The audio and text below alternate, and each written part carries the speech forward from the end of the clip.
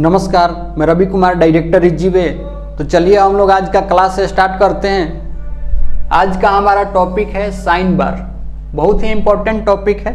एक एक करके इसके बारे में समझते हैं। अलग अलग एग्जाम में किस तरीके से क्वेश्चन पूछा जाता है इसके बारे में भी चर्चा करेंगे हम लोग। तो स्टार्ट करते हैं यहाँ पर साइन बार के बारे में। और यहाँ पर देखेंगे तो ये साइन बार है, और एक्चुअल रूप में देखेंगे वर्कशॉप में तो इस तरीके से ये दिखता है साइन बार। अगर इसके यूज के बारे में बात करें तो ये एक प्रकार का बारीक कोण मापी यंत्र है, यानी इसकी सहायता से अधिक सूक्ष्मता में यानी शुद्धता में कोण को हम लोग, यानी जॉब में कोई एंगल होगा तो उसको हम लोग ज्ञात कर सकते हैं या प्राप्त कर सकते हैं या चेक कर सकते हैं। चेक करने के लिए पूरा इसके साथ सेटिंग किया जाता है जॉब के साथ। तो एक एक करके हम लोग ये भी समझेंगे कि साइन बार को यूज करते समय किस तरीके से सेटिंग होती है। सबसे पहले तो इसका लिस्ट काउंट पूछ लिया जाता है। तो 1 मिनट की परिशुद्धता में, 1 मिनट की परिशुद्धता में या 1 मिनट की एक्यूरेसी में किसी भी कोण को हम लोग क्या कर सकते हैं, ये चेक कर सकते हैं इस साइन बार के द्वारा। तो ये क्वेश्चन पूछा जाता है कि साइन बार की जो ये एंगल चेक करने की जो एक्यूरेसी होती है ये कितना होता है, तो 1 मिनट। और बर्नियर बीबल प्रोटेक्टर उसका जो लिस्ट काउंट होता है वो कितना होता है, 5 मिनट। तो उससे भी ज़्यादा शुद्ध होता है ये। तो अब इसके बारे में हम लोग समझने वाले हैं। अगर यहाँ पर देखेंगे तो ये साइन बार है। साइन बार में ये रोलर होता है, 2 रोलर होता है। और ये जो रोलर का जो सेंटर होता है, साइन बार का लंबाई ये दोनों रोलर के सेंटर से सेंटर के बीच की दूरी से लिया जाता है। और दूरी के आधार पर ये सेंटर से सेंटर के बीच की दूरी के आधार पर इसका जो साइज डिफाइंड होता है ये 100 mm, फिर 200 mm, फिर 250 mm, 500 mm तक के साइजों में स्टैंडर्ड लेंथ में मिलती है ये। ठीक। अभी यहाँ से संबंधित क्वेश्चन पूछेगा कि साइन बार का लंबाई कहाँ से कहाँ तक लिया जाता है। तो दोनों रोलर के सेंटर से सेंटर के बीच की दूरी से साइन बार का लंबाई लिया जाता है। अगर मटेरियल के बारे में बात करेंगे तो टूल स्टील, नहीं तो उच्च क्वालिटी स्टील का बना होता है। और एक्यूरेसी में लैपिंग करके इसकी जो सतह होती है, ऊपरी सतह, ये फिनिश कर दिया रहता है। और इसमें देखेंगे तो ये होल होता है, ये होल होता है। होल का क्या काम होता है, होल का 2 काम है। जब जॉब को इसके ऊपर इस तरीके से जॉब को रख करके हम लोग सेटिंग करते हैं, अभी ये भी समझने वाले हैं। तो जब जॉब को इस तरीके से सेटिंग करते हैं तो होल में धागे को डालकर या रबर को डाल करके और जॉब को बांधा जाता है। जॉब को बांधते हैं ताकि इस पर से जॉब फिसल ना सके। ठीक। और दूसरा जो काम होता है इसका, ये होल इस तरीके से बना देने से इसका यहाँ का जो धातु होता है ये हट जाता है, तो भार भी थोड़ा क्या होता है, कम होता है। अभी पीछे की तरफ देखेंगे तो ये वाला जो भाग होता है ये स्टॉपर होता है। जब जॉब को इस तरीके से सेटिंग करते हैं इसके ऊपर तो ये स्टॉपर जॉब को फिसलने नहीं देता है। तो स्टॉपर का भी काम पूछता है कि साइन बार में जो स्टॉपर होता है इसका काम क्या रहता है। इसका काम जॉब को स्लिप होने से बचाने के लिए। ठीक।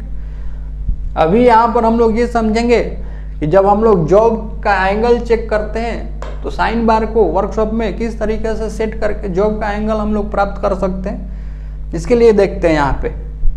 अगर इसके द्वारा कोण को मापना है तो सबसे पहले जो हम लोगों को आवश्यक टूल चाहिए उसमें सबसे पहला सरफेस प्लेट। सरफेस प्लेट एक आधार सतह चाहिए जो प्लेन होना चाहिए, रिफरेंस सतह चाहिए। तो इसके रूप में सरफेस प्लेट लेते हैं। फिर स्लिप गेज लेते हैं, ये स्लिप गेज है। इसके बाद फिर साइन बार रहेगा, और फिर ये जॉब है, और एक dial test indicator. Dial test indicator ये इसके लेवल को या फ्लैटनेस को चेक करने के लिए। अब कैसे चेक करते हैं, इन सभी चीज़ों का उपयोग कैसे होता है, अब इसके बारे में देखने वाले हैं यहाँ पे। अगर हम लोगों को किसी जॉब का कोण चेक करना होता है तो सबसे पहले यहाँ पर सरफेस प्लेट के ऊपर ये साइन बार को और ये स्लिप गेज को रख करके और जॉब को, ये साइन बार का जो ऊपरी सतह होता है ये पूरा फ्लैट होता है, ये चिकना होता है, हाई एक्यूरेसी में बना होता है। इसके ऊपर जॉब को रखते हैं, रख करके ये होल में धागे को डालकर जॉब को बांध देते हैं। और ये स्टॉपर है। और यहाँ पर देखेंगे तो ये जॉब है, और ये जॉब का ये वाला जो भाग है ना, ये एंगल पर है, ये कितना डिग्री के कोण पर है, ये कोण हम लोगों को बताना होगा।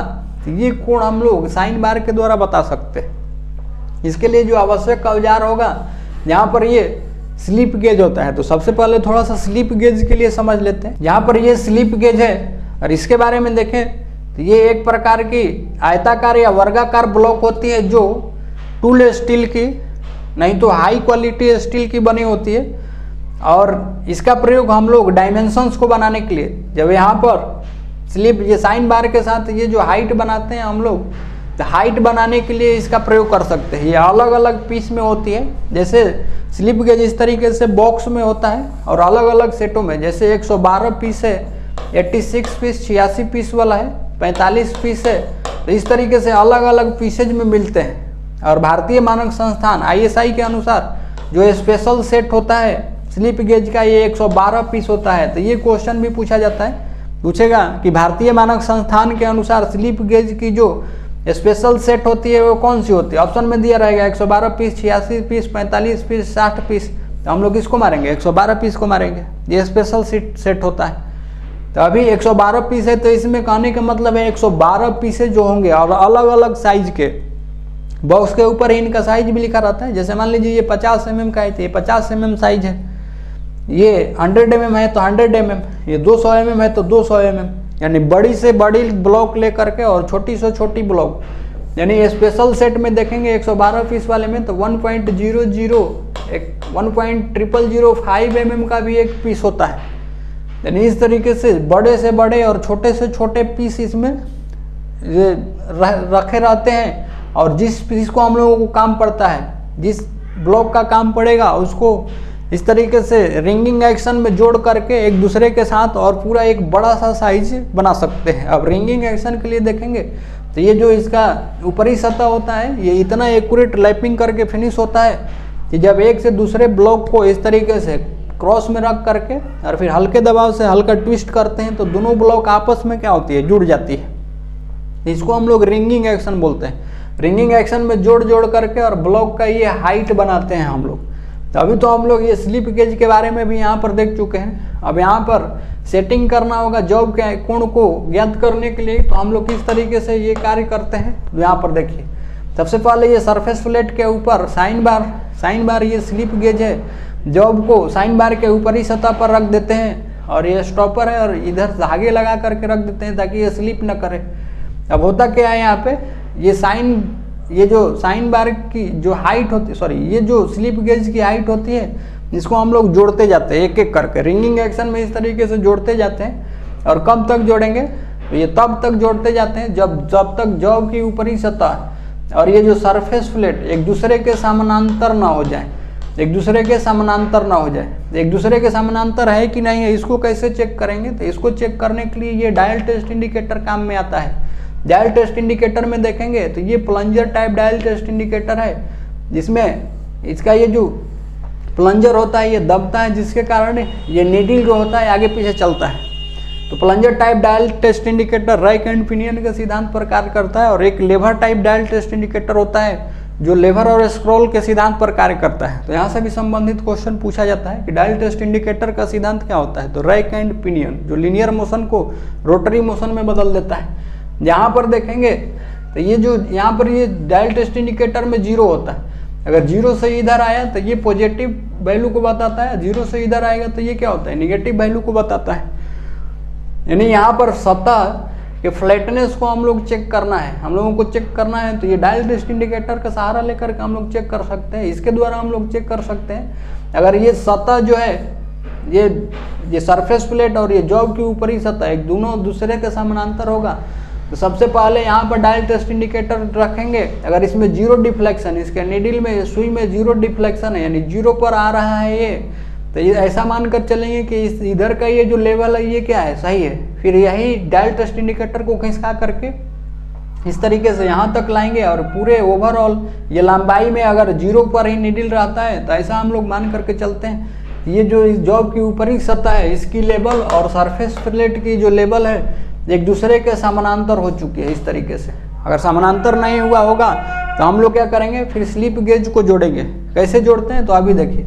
अभी एक एग्जांपल के लिए समझते हैं। ये यहाँ से 3-4 जो छोटी छोटी ब्लॉक है इसको हम लोग हटा लेंगे तो इसका ये जो साइन बार का पहिया है, ये चक्का है, ये नीचे आएगा ना, नीचे आएगा तो ये वाला जॉब का सतह क्या होगा, डाउन होगा। अब जब आप डायल टेस्ट इंडिकेटर के द्वारा चेक करेंगे तो यहाँ पर ये डाउन होने की वजह से ये क्या करेगा, निगेटिव की तरफ भागेगा इधर। कितना डाउन है इस पर ये रीडिंग भी लिखा होता है, और इसकी जो लिस्ट काउंट होती है 0.01 mm होता है। कितना भागा है निगेटिव में, कितना पॉजिटिव में भागा है।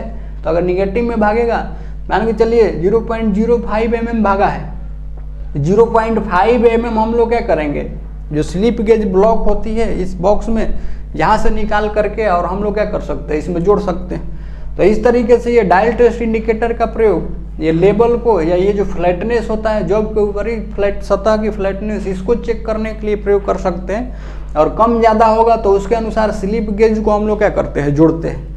अब ये तो इस तरीके से जब सेटिंग हो जाती है तो यहाँ पर देखेंगे साइन बार का ये जो सेंटर से सेंटर तक की जो दूरी होती है इसको हम लोग कर्ण बोलते हैं। और ये साइन बार का लंबाई क्या होता है, सेंटर से सेंटर दोनों रोलर के बीच के केंद्र से केंद्र के दूरी से ही लिया जाता है। और लंबाई के आधार पर 100 mm, 200 mm, 250 mm और 500 mm तक मिलते हैं। तो यहाँ पर ये तो हम लोगों को पता है। मान लीजिए 100 mm लंबाई वाला साइन बार है तो ये कर्ण हम लोगों को पता चल गया। और इस तरीके से देखेंगे तो ये एक राइट एंगल ट्रेंगल, ये परपेंडिकुलर ट्रेंगल बनता है, समकोण त्रिभुज। और इसमें हम लोगों को ये भी पता है ये जो स्लिप गेज की हाइट है ये अलग एक एक ब्लॉक जुड़े हुए हैं, जैसे 50, 20 इस तरीके से। तो एक एक का साइज जोड़ सकते हैं ना mm में। यानी लंब भी पता है हम लोगों को, लंब ये वाला जो एंगल बनता है इस त्रिभुज में, ये एंगल बनेगा थीटा। ये साइन लगा करके यहाँ पर देखिए, यहाँ पर कर्ण है और लंब पता है, तो साइन थीटा बराबर क्या हो जाएगा, लंब बटा में कर्ण। ठीक, तो पूछा जाता है ये भी कि साइन बार किसके सिद्धांत पर काम करता है। तो साइन बार त्रिकोणमिति के सिद्धांत पर काम करता है, जिसमें लंब और कर्ण हम लोगों को पता रहता है। इसके द्वारा एंगल को ज्ञात कर सकते हैं। कैसे एंगल निकालते हैं हम लोग, इसके लिए एक न्यूमेरिकल भी करने वाले हैं जो अलग अलग एग्जाम में पूछा जाता है, क्वेश्चन भी करेंगे आगे। तो इस तरीके से हम लोग इस सूत्र का प्रयोग करके और एंगल को प्राप्त कर सकते हैं। अब ये लंब का क्या मतलब है, तो लंब कैसे मिलेगा, स्लिप गेज की हाइट से मिलेगा। और ये जो कर्ण कैसे मिलेगा, तो कर्ण जो हम लोग साइन बार यूज कर रहे हैं उसके लंबाई से मिलेगा। तो इस तरीके से इसका यूज होता है। अभी हम लोग सबसे पहले इसके एक एक पॉइंट को डिस्कस कर लेते हैं और फिर एक एक क्वेश्चन को भी देखने वाले हैं यहाँ पर। ठीक, किस तरीके से न्यूमेरिकल क्वेश्चन पूछा जाता है ये भी देखेंगे। साइन बार में पहला पॉइंट, साइन बार एक बारीक कोण मापने वाला औजार है। इसके द्वारा 1 मिनट की शुद्धता में कोण को मापा जाता है। ये इसका एक्यूरेसी पूछा जाएगा, लिस्ट काउंट पूछा जाएगा, ये ध्यान रखना है। ये टूल स्टील या स्टेबलाइज्ड क्रोमियम स्टील का बना होता है तथा हार्ड ग्राइंड और लैपिंग द्वारा शुद्ध साइज में होता है, एक्यूरेट बना होता है। इसका साइज इसमें लगे 2 रोलर के सेंटर के बीच की दूरी से लिया जाता है। ये क्वेश्चन है, यहाँ से क्वेश्चन पूछेगा। इसका प्रयोग सरफेस फ्लैट, स्लिप गेज और डायल टेस्ट इंडिकेटर की सहायता से किया जाता है। ये सारा जुगाड़ देखें हम लोग, dial test indicator, surface flat, फिर इसके बाद साइन बार और ये जॉब और ये स्लिप गेज। ठीक, इसकी बॉडी में सुराख होते हैं जिसमें धागा डालकर जॉब को क्या किया जाता है, बांधा जाता है। इसकी लंबाई 100 mm, 200 mm, 250 और 500 mm होती है। तो इतना पॉइंट नोट डाउन कर लीजिए, फिर आगे चलते हैं। इसके बाद नेक्स्ट पॉइंट है, यह लैपिंग द्वारा 0.001 mm से 0.0001 mm तक शुद्ध साइज में बना होता है। लैपिंग द्वारा इसकी जो ऊपरी सतह है जिस पर जॉब को रखते हैं हम लोग, इतना एक्यूरेट बना होता है। ये सतह की एक्यूरेसी है। ठीक, इस तरीके से ध्यान रखना है। इसके एक सिरे पर स्टॉपर लगा होता है जो जॉब को सपोर्ट करने का काम करता है। 15 डिग्री से 45 डिग्री तक के कोण के लिए अधिक एक्यूरेट रिजल्ट देता है। 15 से 45 डिग्री अगर जॉब में कोण है तो उसके लिए बहुत ही सटीक रिजल्ट देता है। उसके ऊपर के लिए भी हम लोग प्रयोग कर सकते हैं, लेकिन उतना एक्यूरेट नहीं होता है जितना 15 से 45 के बीच में होता है। इसके ऊपर के कोण के लिए उतना एक्यूरेट नहीं होता है। यह त्रिकोणमिति के सिद्धांत पर कार्य करता है। और साइन थीटा बराबर क्या होता है, त्रिकोणमिति के सिद्धांत मतलब इस तरीके से ये त्रिभुज राइट एंगल ट्रायंगल ABC बनता है। तो ये कर्ण है, ये लंब है, तो साइन थीटा लगा सकते हैं। तो लंब बटा में क्या होता है, कर्ण। और ये जो लंब होता है ये स्लिप गेज की हाइट से मिल जाती है। यहाँ पर देखेंगे ये लंब स्लिप गेज को जोड़ते हैं इधर, और कर्ण जो होता है ये साइन बार के लंबाई से मिलता है। तो इसी तरीके से इसरो में क्वेश्चन पूछा एक बार, ये फिगर इसी तरीके से दे करके पूछा था कि इस त्रिभुज में साइन बार के लंबाई को कौन सा साइड बताता है, यानी इस त्रिभुज का कौन सा भुजा साइन बार के लंबाई को दर्शा रहा है। तो कौन सी भुजा है, ऑप्शन में दिया था ए बी बी सी इसी तरीके से। तो ये ए बी भुजा है यानी कर्ण है, ये साइन बार के लंबाई को बताता है ना। अगर इसी तरीके से पूछे स्लिप गेज के हाइट को कौन दर्शा रहा है तो बी सी। तो इस तरीके से क्वेश्चन पूछा जाता है। कंसेप्ट क्लियर रखना है तभी बनेगा क्वेश्चन, नहीं तो लौट जाएंगे एग्जाम में। ठीक, तो अभी इतना पॉइंट नोट डाउन कर लीजिए, फिर आगे चलते हैं। ठीक, इसके बाद अब क्वेश्चन किस तरीके से पूछा जाता है इस पर भी चर्चा करते हैं हम लोग। ये पूछा हुआ क्वेश्चन है, फर्स्ट क्वेश्चन है 200 mm लंबाई के साइन बार का प्रयोग करते हुए 30 डिग्री कोण के लिए स्लिप गेज की हाइट ज्ञात करें। अगर 200 mm लंबाई का साइन बार है तो लेंथ ऑफ साइन बार यानी क्या दे दिया, कर्ण ना, कर्ण दे दिया कितना 200 mm। उसके बाद 30 डिग्री का एंगल है, ये थीटा दिया है। स्लिप गेज की हाइट ज्ञात करना है यानी जो हम लोगों का लंब है ये निकालना है। तो देखिए साइन थीटा बराबर लंब बटा कर्ण, और लंब जो होता है ये स्लिप गेज की हाइट होती है, ये निकालना है। कर्ण दिया है, कर्ण मतलब क्या, लेंथ ऑफ साइन बार, ये जो साइन बार यूज कर रहे हैं उसका लंबाई दिया है। ये यहाँ पर ये साइन थीटा बराबर क्या होता है, लंब बटा में क्या, कर्ण, लंब बटा में कर्ण। ये साइन थीटा के लिए देखेंगे तो एंगल कितना दिया है, साइन 30 दिया है, और ये लंब हम लोगों को निकालना ही है, नहीं लंब यहाँ पर रहने देते हैं। और कर्ण कितना दिया है, यानी साइन बार की लंबाई कितनी है 200, और साइन 30 डिग्री मतलब क्या 1/2, 1/2 बराबर ये लंब बटा में क्या हो जाएगा 200, लंब बटा में 200। अब की बार ये इधर आएगा तो लंब बराबर यहाँ से जो निकल करके आएगा ये कितना आएगा 100 mm आएगा। इसको ध्यान रखना है, खून में घुसा लेना है, ये क्वेश्चन बार बार रिपीट होता है। 100 mm लंबाई ये लंब आ जाएगा, और एंगल भी नहीं चेंज करेगा, बार बार ये 30 डिग्री पूछा जाता है। 30 डिग्री इसलिए देगा क्योंकि साइन 30 का वैल्यू क्या होता है 1/2। तो आपको याद रखना पड़ेगा, अगर कोई दूसरा एंगल देगा तो फिर उसका वैल्यू भी साथ में बताना पड़ेगा ना। क्वेश्चन में वैल्यू भी लिखना पड़ेगा कि साइन 45 का वैल्यू इतना लो, नहीं तो साइन 60 का वैल्यू इतना लो। अगर वैल्यू नहीं दिया रहेगा तो फिर आप लोगों को याद रखना पड़ेगा, उसके अनुसार करेंगे, और नहीं तो फिर चार्ट देना पड़ेगा। चार्ट में साइन का वैल्यू 45, 47, 43 ऐसे एक एक करके एंगल दिया रहेगा तो निकालना पड़ेगा। तो इसीलिए ये ज़्यादा रिपीट होता है, 30 डिग्री ही पूछा जाता है दे करके, क्योंकि इसका वैल्यू सबको याद है और आसान भी है 1/2। बार बार पूछा जाता है ये 30 डिग्री पर, एंगल भी नहीं चेंज करना, इसलिए क्वेश्चन चार्ट के रखना है, पूछेगा हमेशा। जस्ट इसका उल्टा भी पूछ देगा, जैसे यहाँ पर ये एंगल दिया है ना, अभी स्लिप गेज की भी हाइट दे दे और एंगल पूछे तो एंगल भी निकाल सकते हैं। अभी इसके बाद वही क्वेश्चन है, इसको भी देखते हैं, ये भी क्वेश्चन पूछा गया है। ठीक, देखिए दूसरा क्वेश्चन है 200 mm लंबाई के साइन बार का प्रयोग करते हुए कोण ज्ञात करें जबकि स्लिप गेज की हाइट 100 mm है। साइन थीटा लंब बटा कर्ण, लंब क्या होगा तो स्लिप गेज की हाइट जो 100 mm दी हुई है, कर्ण क्या होता है तो साइन बार की लंबाई 200 mm, साइन थीटा लंब बटा में कर्ण। यहाँ से 1/2 और थीटा निकालेंगे तो ये साइन 1/2 किसका वैल्यू होता है 30 डिग्री, तो ये कोण भी निकल गई, ये भी पूछा जाता है, ध्यान रखना है इसको। इसके बाद एक और क्वेश्चन है 200 mm लंबाई के साइन बार का प्रयोग करते हुए 25 डिग्री के कोण के लिए स्लिप गेज की हाइट ज्ञात करें। अब यहाँ पर ये 25 डिग्री कोण दे दिया है, तो 25 डिग्री के लिए इसको साइन में 25 डिग्री का वैल्यू कितना होता है ये बताना पड़ेगा, और ये भी क्वेश्चन पूछा है तो वहाँ पर ये वैल्यू दे दिया है। नहीं तो पूछेगा तो किसी भी एंगल के लिए 25, 27, 28 ऐसा एंगल देगा तो वैल्यू भी देना पड़ेगा, नहीं देगा तो फिर चार्ट देना पड़ेगा, चार्ट में एंगल देखेंगे तो ज़्यादा सूटेबल होता है कि एंगल देगा इस तरीके से तो वैल्यू भी दे देता है। यहाँ पर देखिए साइन थीटा बराबर लंब बटा कर्ण, ये लंब स्लिप गेज की हाइट ये निकालना है हम लोगों को। कर्ण दिया है 200 mm, साइन 25 डिग्री लंब बटा में 200, और साइन 25 डिग्री का वैल्यू 0.4226 ये दिया रहेगा कि टेक साइन 25 डिग्री बराबर कितना 0.4226, इस तरीके से एंगल देगा तो ये वैल्यू भी बता देगा कि इतना वैल्यू साइन 25 डिग्री का लेना है।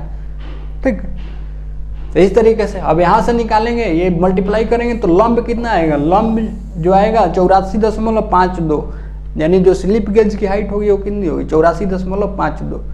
तो इस तरीके से साइन बार के बारे में पूरा डिटेल्स और इसी तरीके से क्वेश्चन में पूछा जाता है। तो आज के लिए अब हम लोग इतना ही रहने देते हैं, अब नेक्स्ट क्लास में मिलेंगे किसी दूसरे टॉपिक को लेकर के, तब तक के लिए धन्यवाद।